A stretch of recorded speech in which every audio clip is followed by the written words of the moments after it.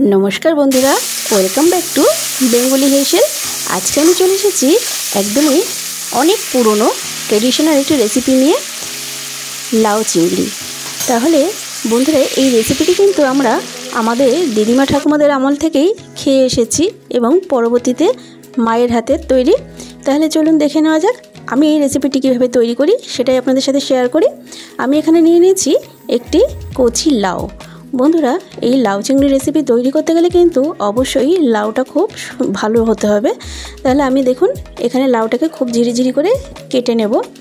এদিকে গ্যাসে একটি কড়াই বসিয়ে দিয়েছি, তাতে কয়েকটি বড়ি এইভাবে লাল লাল করে ভেজে তুলে নিলাম এবং এই তেলের মধ্যেই দিয়ে দিয়েছি নুন আর হলুদ।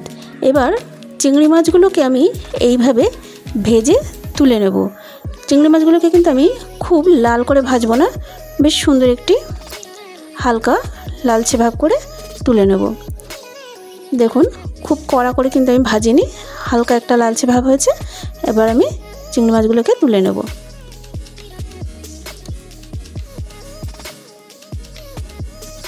ব্যাস চিংড়ি মাছগুলো আমার তোলা হয়ে গেছে। এবার আমি এই তেলের মধ্যেই দিয়ে দেব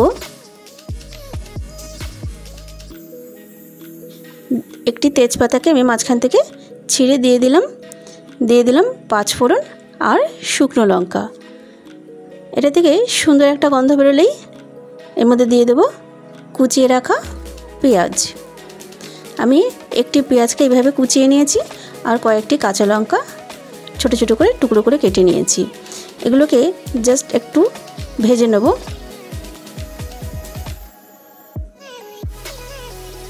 পেঁয়াজটাকেও খুব বেশি লাল করে ভাজার প্রয়োজন হবে না, জাস্ট একটু কালারটা চেঞ্জ হলে তারপরে এর মধ্যে আমি দিয়ে দেব ছোট ছোট করে টুকরো করে কেটে রাখা আলু।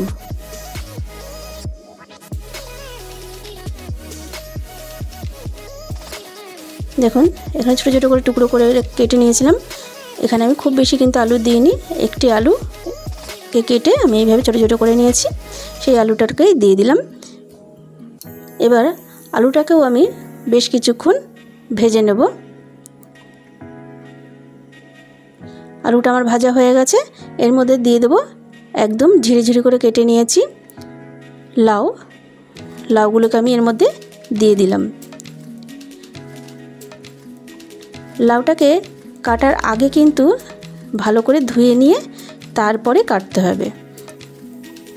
আমি কাটার পরে আর লাউটাকে ধুইনি।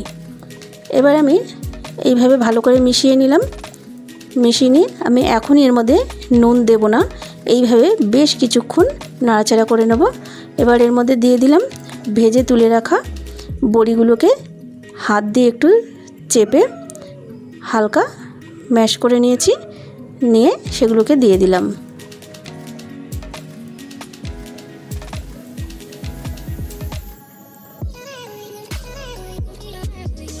দুই 3 মিনিট লাউটাকে এইভাবেই নাড়াচাড়া করে তারপরে আমি এর মধ্যে নুন হলুদটাকে অ্যাড করব। এখানে একটা আদাকে আমি ছাড়িয়ে নিয়েছি, নিয়ে দেখুন একটা গ্রেটার দিয়ে এটাকে কিছুটা গ্রেট করে দিয়ে দিলাম।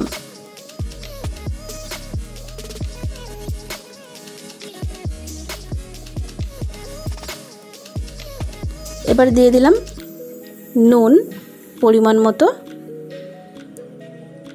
দিয়ে দিলাম হলুদ, দিয়ে দিলাম জিরের গুঁড়ো, কাশ্মীরি লঙ্কার গুঁড়ো। এখানে যেহেতু আমি আগেই কাঁচা লঙ্কা কুচিয়ে দিয়ে দিয়েছি, তাই এখানে আর ঝাল লঙ্কার গুঁড়ো দেওয়ার প্রয়োজন নেই। আমি কাশ্মীরি লঙ্কার গুঁড়োটা দিলাম কারণ একটু সুন্দর কালার হওয়ার জন্য। এবার সমস্ত লাউটাকে এইভাবে ভালো করে নাড়িয়ে চাড়িয়ে এটাকে ঢেকে সেদ্ধ হতে দেবো। দেখুন খুব ভালোভাবে আমি এটাকে মিশিয়ে নিলাম।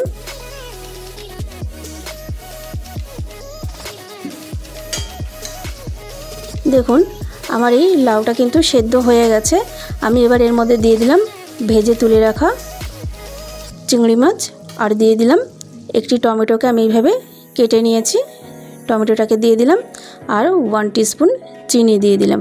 বন্ধুরা এখানে একটা কথা বলে রাখি, যখন লাউটা যদি খুব কচি হয় তাহলে কিন্তু লাউ থেকে প্রচুর পরিমাণে জল বেরোবে, আর ওই জলেই কিন্তু লাউটা সেদ্ধ হয়ে যাবে, তখন আর জল দেওয়ার প্রয়োজন হয় না। কিন্তু লাউটা যদি একটু শক্ত প্রকৃতির হয় তখন কিন্তু খুব বেশি জল বেরোয় না, তখন কিন্তু একটু জল দিয়ে সেদ্ধ করে নিলেই ভালো হয়। আর লাউটা শক্ত শক্ত থাকলে কিন্তু খেতে ভালো লাগবে না, তাই সেদ্ধটা খুব ভালোভাবে দেখে নেবেন। এবার আমি সমস্ত উপকরণগুলো খুব ভালোভাবে মিশিয়ে নিলাম।